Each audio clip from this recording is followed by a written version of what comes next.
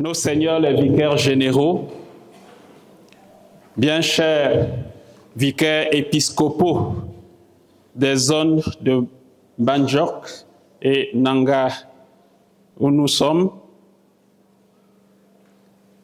révérends pères, révérends sœurs, frères et sœurs bien-aimés, de façon particulière, je profite de cette opportunité qui m'est donnée par le vicaire général pour souhaiter une très bonne fête du triple anniversaire à mon cher grand frère, j'ai nommé Monseigneur Sostène Léopold Bayemi Mathieu.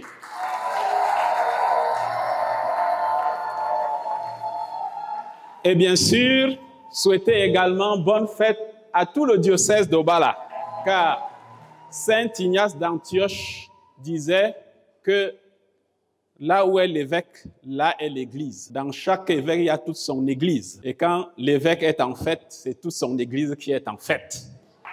Bonne fête au diocèse d'Obala. Et d'ailleurs, ces souhaits ne viennent pas seulement de moi. Moi aussi, je porte dans ma modeste personne tout le diocèse de Bafia, votre diocèse voisin, qui vous souhaite bonne fête. Je souhaite de fructueuses festivités à l'occasion de ces noces de cristal de votre père évêque. Évidemment, le 2 février, c'est d'abord la fête de la présentation de Jésus au temple, devenue également la fête de la vie consacrée depuis 1997. Et je suis content de voir des consacrés ici. Et j'ouvre une parenthèse pour lui souhaiter joyeusement bonne fête de la vie consacrée. Je sais que Monseigneur Sostène aime beaucoup la vie consacrée et donc c'est une bonne coïncidence. Voilà. C'est l'occasion donc pour moi de leur souhaiter bonne fête. Mais évidemment, depuis 15 ans, jour pour jour, cette fête revêt un caractère spécial pour votre diocèse. La liturgie de la parole commence d'ailleurs par ces paroles fort significatives que vous avez suivies avec moi. Voici que j'envoie mon messager pour qu'il prépare le chemin devant moi. Comment ne pas penser à ce 2 février 2010, jour historique dans l'histoire de votre diocèse, jour où justement le Seigneur, dans sa grande bonté, a envoyé vers vous son messager, Monseigneur Sostène Léopold Bayemi Mathieu, comme apôtre de son Église qui est dans le diocèse d'Obala pour prendre la suite de son illustre prédécesseur. Oui, Excellence et chers grands frères, c'est donc en ce jour particulièrement lumineux que le Seigneur a voulu que vous soyez ordonnés et que vous commenciez votre ministère. 15 ans, jour pour jour, après ce grand événement de votre ordination épiscopale, marquant le début de votre ministère, c'est encore en cette fête de la présentation de Jésus au temple que nous commençons cette semaine de festivités, comme le président délégué l'a si bien souligné tantôt. Et cela coïncide tous aussi bien avec l'année jubilaire de l'ensemble de l'Église, année au cours de laquelle nous sommes invités à jubiler pour l'avènement du Sauveur en notre monde. Dans l'évangile de cette fête, les paroles prononcées par le vieillard Siméon nous éclairent sur le sens de ce que nous célébrons. En recevant l'enfant Jésus dans ses bras, il le désigne comme la lumière qui éclaire les nations. Lumière qui éclaire les nations. Et ce qu'il affirme ainsi dans cet extrait de l'Évangile selon saint Luc est confirmé par le témoignage de saint Jean dans son prologue que vous connaissez très bien, le prologue de son Évangile. En lui était la vie, et la vie était la lumière des hommes. Et la lumière brille dans les ténèbres, et les ténèbres ne l'ont pas arrêté. Le Verbe était la vraie lumière qui éclaire tout homme en venant dans le monde. Il parle évidemment du Verbe qui s'est fait chair et a établi sa demeure parmi nous. Lors de son ministère public, Jésus lui-même confirmera cette identité profonde. Je suis la lumière du monde. Celui qui me suit ne marche pas dans les ténèbres, il aura la lumière de la vie. C'est bien cette lumière que nous avons tenue symboliquement dans la main à travers les cierges allumés en commençant cette liturgie. Il s'agit bien de la même lumière que nous avions reçue au jour de notre baptême. La lumière que le petit Sostène Léopold avait reçue au jour de son baptême par la bienveillance de ses illustres parents profondément chrétiens et de son parrain. Il y a 60 ans sonnés. Autre grande occasion de célébration de ce triple anniversaire. Il avait, ce qui est magnifique, c'est que même comme à ce moment, il ne comprenait pas grand-chose à la lumière qu'on allumait pour lui, par la suite, il a bien assumé cette lumière en recevant les autres sacrements. Le sacrement de la première communion, le sacrement de la confirmation, et en répondant à l'appel de Dieu pour devenir porteur de cette lumière aux autres dans la vocation sacerdotale. Nous tous qui sommes baptisés, en ce jour-là, jour de notre baptême, moi aussi, j'ai reçu le baptême, je ne connaissais pas ce qui se passait, mais après, j'ai félicité mes parents pour ça. Quand je suis arrivé à l'âge de raison, j'étais âgé de 7 jours quand je recevais le baptême, 1 semaine.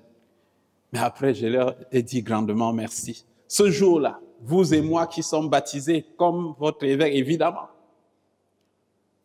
ce jour-là, s'est accompli pour nous ce que Jésus dit à tous ses disciples. Vous êtes la lumière du monde.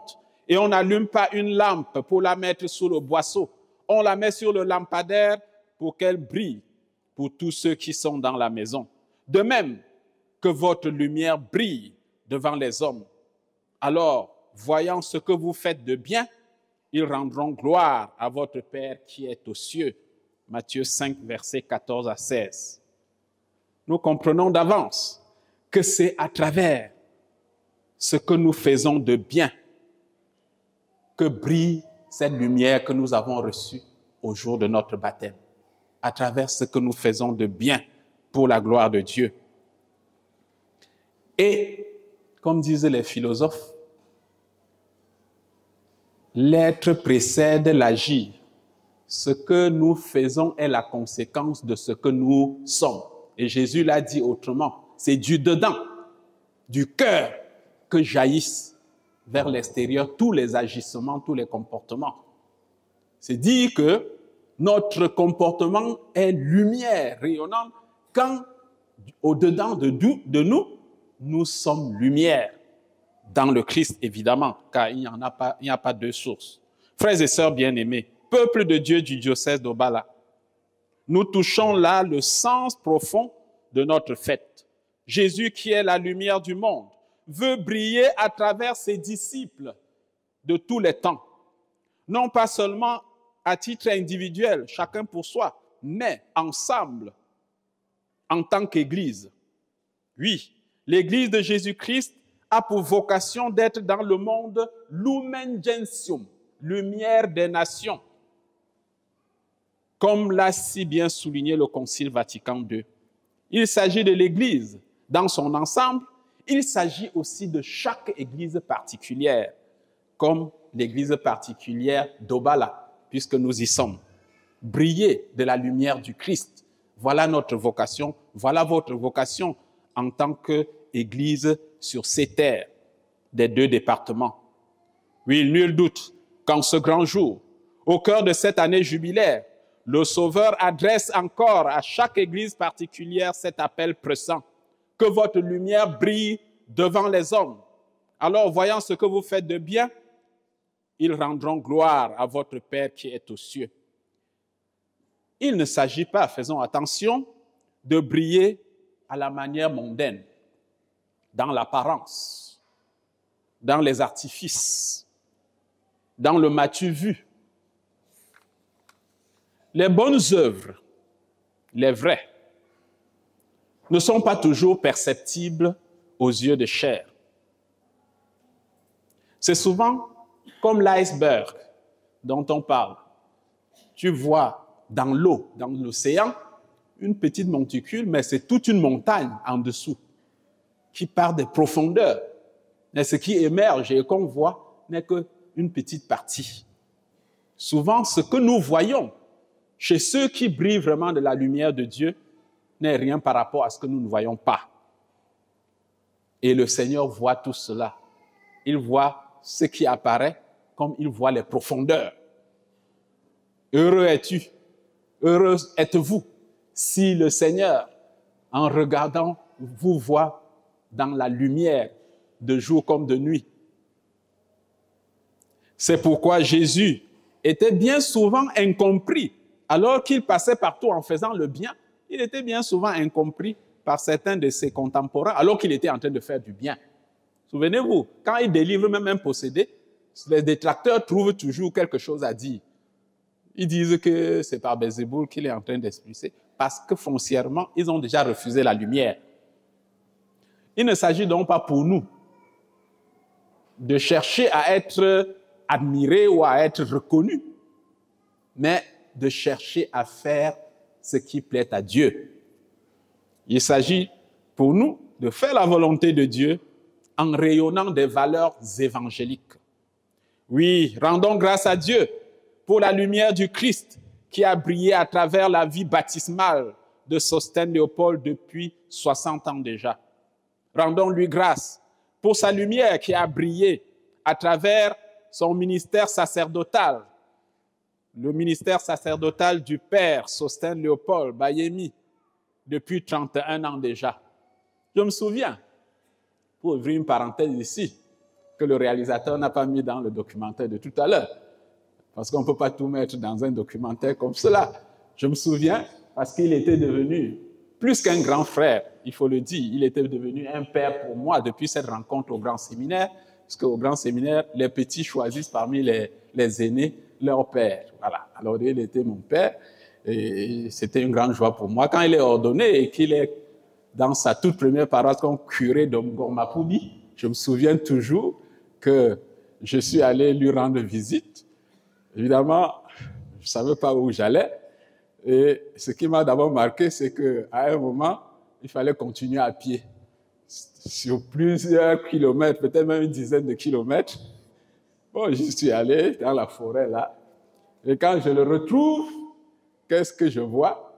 Il est dans une petite case qu'on venait de faire. Et il a la machette qu'il est en train de débroussailler autour de son presbytère. Et j'ai retrouvé le même leader que nous avions au grand séminaire. Un leader prêt à affronter toutes les difficultés. Je ne peux ne pas évoquer ce que cela a marqué ma mémoire de voir ce jeune curé en pleine brousse, en train d'affronter la brousse pour étendre le règne de Dieu. Rendons-lui grâce pour ses 31 ans de sacerdoce. Rendons grâce à Dieu, rendons grâce au Seigneur pour la lumière du Christ qui a brillé à travers le ministère de prédication, de sanctification, de conduite du peuple de Dieu qui est à Obala par Monseigneur Sosthène Léopold au cours de ses 15 ans d'épiscopat. Et comme je l'ai dit, il ne s'agit pas seulement de lui, mais aussi de vous, cette église locale qu'il a épousée depuis 15 ans pour un vrai mariage monogamique avec communauté de biens.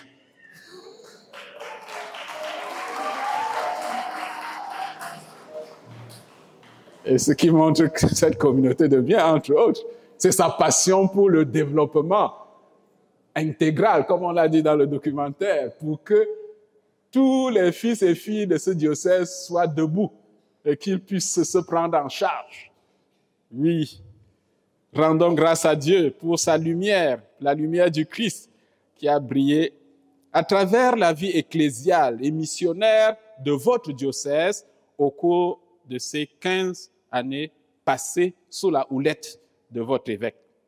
Mais comme vous le savez, le jubilé, l'anniversaire est aussi un temps favorable pour une vraie évaluation, et même pour un aggiornamento, comme disent les autres, c'est-à-dire pour un renouvellement, pour aller de l'avant, en vue d'un nouveau départ. C'est l'occasion pour l'Église et son pasteur de se demander, sous le regard du Seigneur, ce qui a pu occulter la lumière du Christ à l'un ou l'autre moment, dans l'un ou l'autre domaine de la vie de l'Église, au cours de ces 15 ans de vie commune, puisque nous y sommes, et à accueillir de façon nouvelle l'appel que lance le Christ, que votre lumière brille devant les hommes, afin que, voyant vos bonnes œuvres, ils rendent gloire à votre Père qui est aux cieux. Cela doit nous amener à nous poser cette question devant Dieu. Qu'est-ce qui fait briller la lumière du Christ dans notre vie?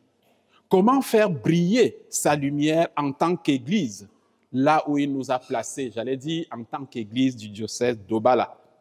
Comment faire briller davantage sa lumière au lendemain de ces festivités? En méditant les textes de la parole de Dieu de ce jour, je voudrais partager 4 pistes pour terminer, 4 pistes de réponses possibles à ce questionnement. En tout cas, 4 manières complémentaires, bien sûr, qui font que la lumière du Christ brille dans la vie de ses disciples et dans la vie de son Église. La première piste nous est inspirée par le témoignage du vieillard Simeon. Et je dirais, c'est la vie dans le Christ. En recevant l'enfant dans ses bras, il dit maintenant au Maître souverain, tu peux laisser ton serviteur s'en aller en paix. Ça veut dire, je peux même mourir maintenant, il n'y a pas de problème. Parce que pour moi, maintenant, être en ce monde comme dans l'autre, c'est la même chose. Parce que mes yeux ont vu le salut. Il le dit en ayant l'enfant sauveur entre ses bras. Le sauveur et le salut dans ses bras. Ces paroles du vieillard Simeon et ce geste de réception de l'enfant dans ses bras sont fort significatifs. Alors, ça me rappelle quand j'étais en stage canonique à l'époque à Fumban, ça m'est resté vraiment marqué dans la mémoire.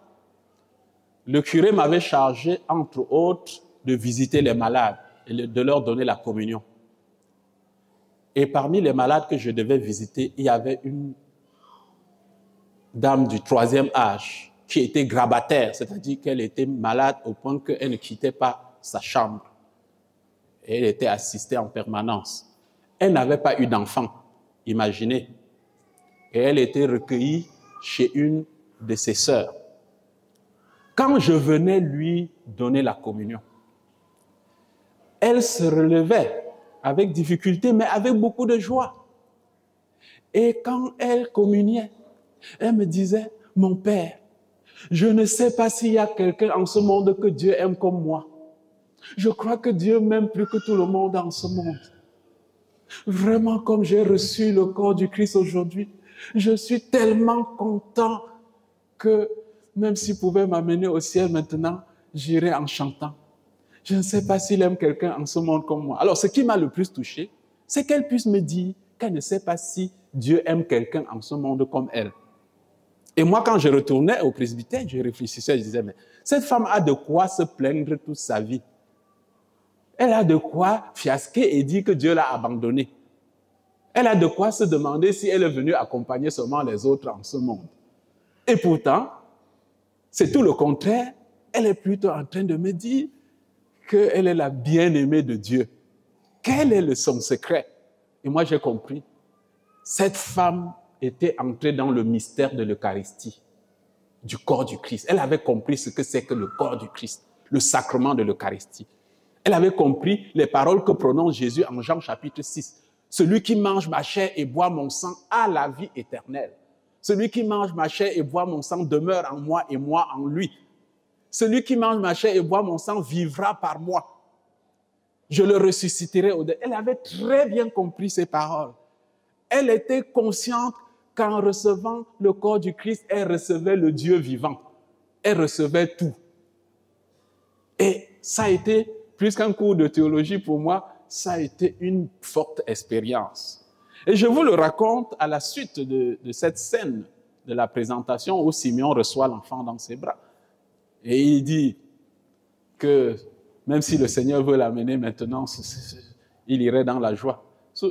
Il le dit alors qu'il n'a même pas encore communié. Il a reçu l'enfant simplement dans ses bras. Jésus n'est pas encore grand. Jésus n'a pas encore donné son corps à manger, n'a pas encore donné son sang à boire. Et nous avons cette grâce après l'institution, après la mort et la résurrection du Christ, l'institution de l'Eucharistie, qu'il a institué tous les sacrements, et particulièrement ce sacrement de l'Eucharistie, pour se donner, pour se livrer. Et souvent, ce qui peut faire mal, c'est de voir des baptisés qui ne connaissent pas la valeur de l'Eucharistie, qui ne connaissent pas la valeur des sacrements et qui sont coupés des sacrements. C'est souvent ma bataille, je ne sais pas pour mon grand frère, mais en tout cas c'est quelquefois ma bataille, pour que les gens comprennent l'importance des sacrements dans leur vie chrétienne. Donc cette première piste, la lumière du Christ brille là où les gens reçoivent Jésus dans les sacrements et particulièrement dans l'Eucharistie. Quand ils le reçoivent et vivent de l'Eucharistie, vivent de lui, ils font briller, même par leur simple présence au quartier ou là où ils sont, ils font briller la lumière du Christ qui est en eux. La deuxième chose que je voudrais souligner me vient du témoignage de cette femme, justement, la prophétesse Anne, dans cette page de la présentation au temple. Surtout quand il est affirmé qu'après 7 ans de mariage, elle était restée veuve et elle avait déjà 84 ans quand on amène l'enfant au temple. Et depuis les 7 ans-là, elle ne quittait plus le temple et servant Dieu jour et nuit dans le jeûne et la prière. Servant Dieu jour et nuit dans le jeûne et la prière. Oui, c'est la belle image de l'Église servante du règne de Dieu en ce monde. Belle image à côté de la belle figure qu'est la Vierge Marie, servante du Seigneur. En un mot, la lumière du Christ brille là où il y a des serviteurs et des servantes du Seigneur qui joyeusement donnent de leur temps, de leur argent, de leur intelligence et de leur talent pour la cause de l'Église, pour l'avancement du règne de Dieu. Occasion de saluer tous ceux qui accomplissent les services liturgiques, caritatifs, éducatifs, sanitaires, administratifs, catéchétiques, financiers, et aussi les services de construction, ça et là, pour faire avancer le règne de Dieu. Vous suivez les pas de ces servantes du Seigneur qui ont compris le secret de la vie. Et là encore, je suis tenté de vous raconter encore une histoire. Après, vous me pardonnerez toutes mes histoires. J'étais curé moi-même d'une paroisse et on se battait pour la construction d'une chapelle. Et pour cela, on comptait sur la fête des récoltes. Et chaque année, on avançait. Et il y a un papa qui était un pauvre du village, mais qui donnait toujours plus que tout le monde. Alors, quand on donnait les résultats en toute transparence, il y avait des gens qui, à la sortie de la messe, allaient vers lui et disaient « Mais qu'est-ce que tu veux me montrer, hein? Papa Joseph, tu veux me montrer quoi? Que tu as plus l'argent, tu es là, tu n'arrives même pas à manger l'huile chez toi et tu donnes, hein, tu donnes de l'argent pour l'église. » Et lui, tout souriant, il disait « Vous ne savez pas ce que vous dites. Moi, je sais à qui je donne. Je sais à qui je donne. Si j'en avais même encore plus, j'aurais donné plus. » Je le souligne ici pour le service du Seigneur, pour dire, quand tu sais vraiment qui tu es en train de servir, tu ne peux pas calculer. Tu ne peux pas faire des calculs. Ceux qui entrent dans des calculs, que ce soit en termes de contribution matérielle ou financière à la vie de l'Église, que ce soit en termes du temps donné pour les services de l'Église, ceux qui veulent d'abord mettre la priorité sur leurs affaires et enfin, quand ils ont un peu de temps ou un peu de moyens, ils peuvent pour l'Église, ils n'ont encore rien compris de leur vie de foi. La lumière du Christ brille là où il y a des gens qui acceptent de donner sans compter jusqu'à leur propre vie pour l'avancement du règne de Dieu. Et le jour s'y prête, nous pouvons le dire en célébrant le don total de Monseigneur Sostène pour l'avancement du règne de Dieu. Troisième piste, et c'est encore chez cette femme que nous pouvons lire cela. Quand elle a reçu l'enfant, on dit qu'elle parlait de l'enfant à tous ceux qu'elle rencontrait et qui attendaient la délivrance d'Israël. Imaginez un peu, elle parlait de Jésus à tous ceux qu'elle rencontrait. Dès le moment où elle a reçu, elle a vu Jésus, elle parlait de Jésus à tout le monde. Hein? Ça me rappelle une jeune fille. Elle était toujours très timide. Mais quand elle est devenue fiancée, elle parlait de son fiancé à tout le monde. Elle ne faisait que parler de son fiancé à tout le monde. Hein? Est-ce que tu sais que je suis fiancée? Hein? Oui, il y a le gars là qui... Tu es en train de parler de son fiancé. Voilà. C'est comme si elle était métamorphosée subitement. Bon, mais c'est un bon exemple, n'est-ce pas? C'est un bon exemple. Mais je dis, plus que cette jeune fille, il y a d'autres jeunes filles ici qui... bon, voilà. Donc, plus que cette jeune fille, je crois que si nous savons vraiment qui nous avons reçu, nous devrions, même au marché, même au champ, parler de lui à ceux qui ne le connaissent pas encore, à ceux qui ne connaissent pas encore Jésus. La lumière du Christ brille là où on évangélise, là où on annonce le Christ aux autres. Et la vraie annonce, ce n'est pas seulement en parole, ça doit s'accompagner par le témoignage de vie, sinon, taisez-vous. Si vous parlez de Jésus, en ayant un contre-témoignage, vous devenez un scandale. Vous bloquez les gens. Vous empêchez aux gens de croire en ce Jésus-là. Au contraire, les gens vont dire, si c'est pour aller, pour être comme lui, moi, je préfère ne pas y aller.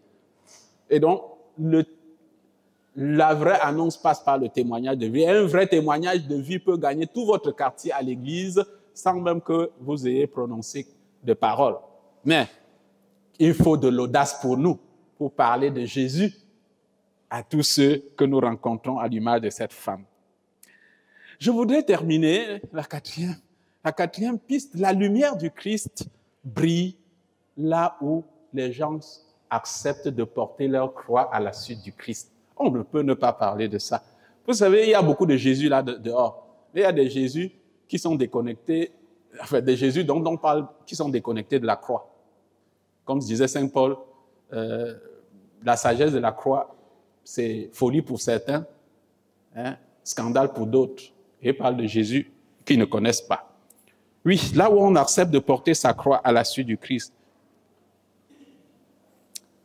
Encore, il y a deux indices dans la liturgie de ce jour qui m'amènent à évoquer cette piste.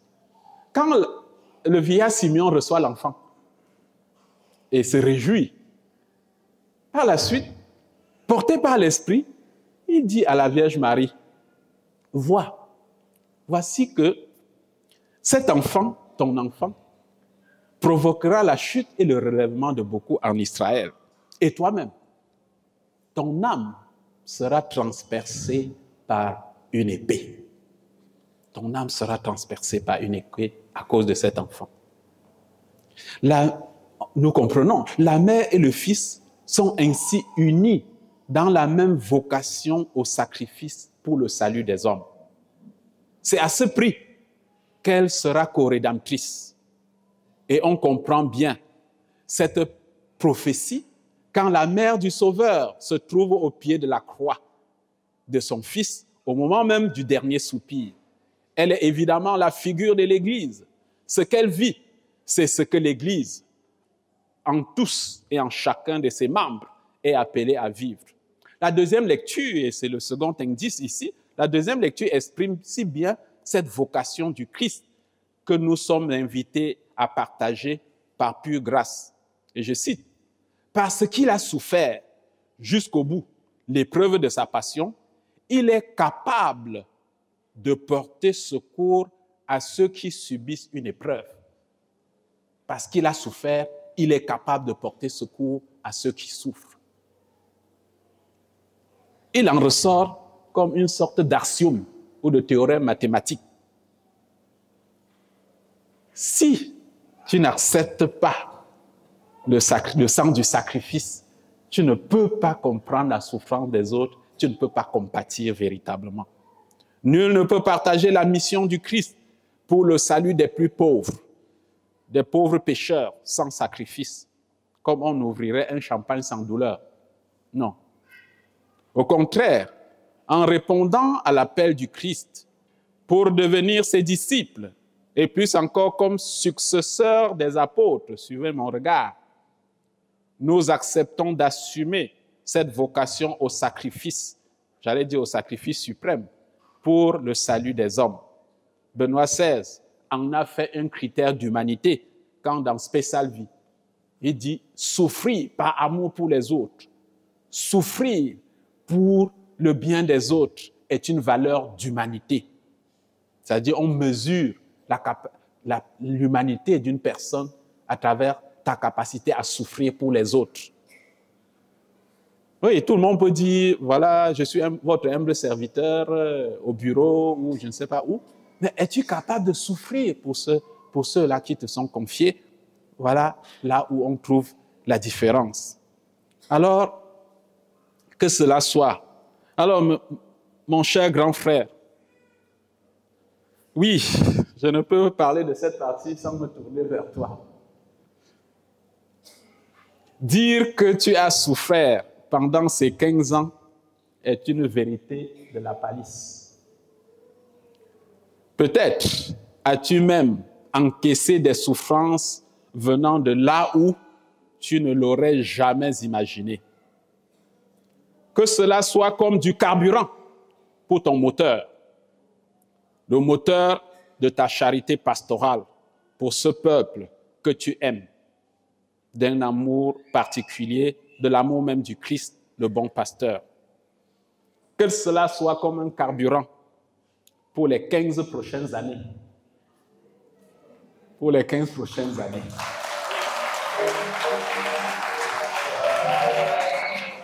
Et en faisant bien le calcul, c'est après ces 15 prochaines années que tu pourras demander au Saint-Père de te permettre de te reposer un peu. À mi-parcours, ce n'est pas le temps du repos. Au contraire, que toutes les épreuves à endurer pendant ces 15 ans puissent façonner en toi cette force intérieure qui te permette de te projeter vers l'avant avec ton peuple pour faire avancer plus que jamais le règne de Dieu. Et si quelqu'un devrait souffrir à cause de toi, que ce soit comme les pharisiens et scribes qui souffraient à cause de Jésus, non pas parce que Jésus leur faisait du mal, mais parce que Jésus leur disait la vérité et ils n'aimaient pas la vérité. Oui, que tu ne sois jamais objet de souffrance pour qui que ce soit. Mais si quelqu'un doit souffrir à cause de toi, que ce soit à la manière du pharisien ou des scribes qui souffraient parce que Jésus leur disait la vérité pour leur bien, pour leur libération. Et quand ils étaient fâchés, ils cherchaient à le lapider. Mais Jésus s'en allait et continuait à dire la vérité. Oui, là où on accepte joyeusement des souffrances pour la cause de l'Évangile, au nom de l'attachement au Christ, qui est notre paix, c'est bien sûr la devise de votre pasteur, et par amour pour ceux qu'on sert, là brille de mille feux la lumière du Christ, le crucifié.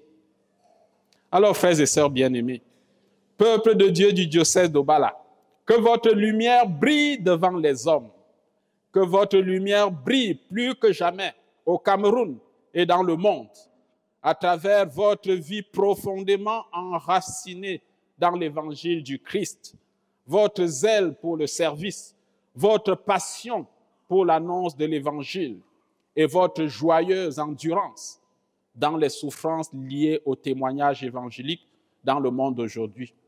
Que cet anniversaire de votre pasteur soit l'occasion d'un nouveau départ dans votre vocation commune à être dans le Christ, la lumière, dans la Léquier et la haute Sanaga. Oui, après avoir renouvelé par cette liturgie votre attachement à la lumière, rejetez radicalement les œuvres de ténèbres de toutes sortes qui pourraient vous tenter et revêtez-vous avec votre pasteur pour le combat de la lumière. Loué soit Jésus-Christ.